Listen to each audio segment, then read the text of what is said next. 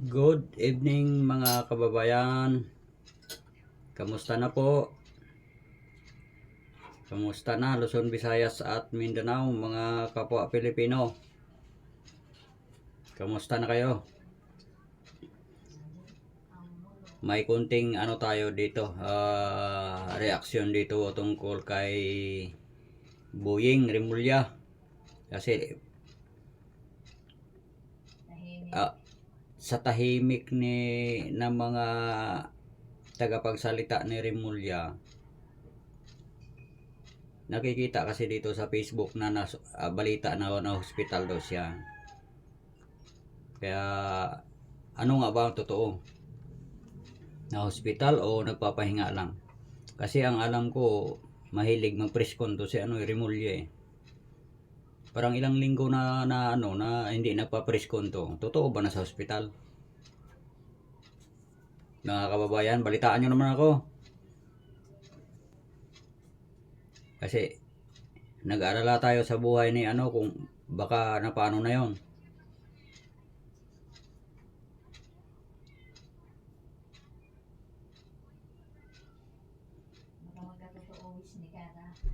Kasi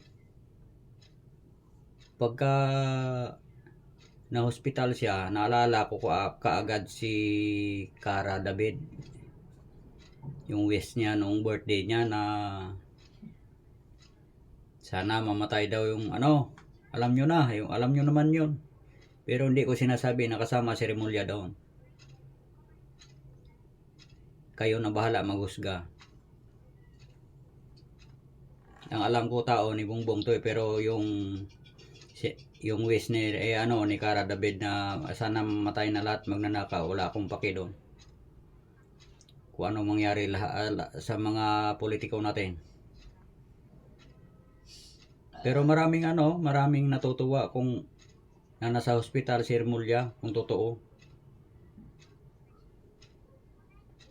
Bakit kaya? Ano sa palagay niyo mga kababayan? Bakit maraming natuwa? Ako mayroon akong naisip pero sa akin lang yun.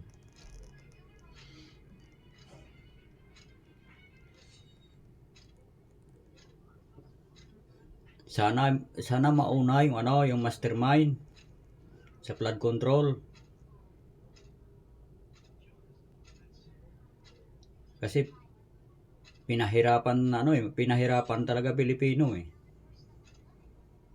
Tsaka yung naghati-hati ng pera dyan sa bonus. Yung sinasabi ni Congressman Libiste na tag 2 milyon ang pinaghati-hatian nila. Sa kada kada tao pa yata yun, kada congressman 2 milyon. Sana kasama kayo do sa wish ni Cara David. Kasi wala na kayong awa sa Pilipino eh. Ang Pilipino, binibigyan nyo 500 ang budget para sa Noche Buena. Tapos kayo, milyon-milyon pa ang hinati-hatian nyo sa Kongreso. Napakaano nyo naman. Napakagahaman nyo naman. Tanong ko lang, ayan pa bayad ni Marcos sa inyo para hindi kayo babaliktad sa kanya? Mga kababayan. Si Marcos, talagang malupit yan eh. Wala namang ginawa sa Malacanang eh. Isipin mo,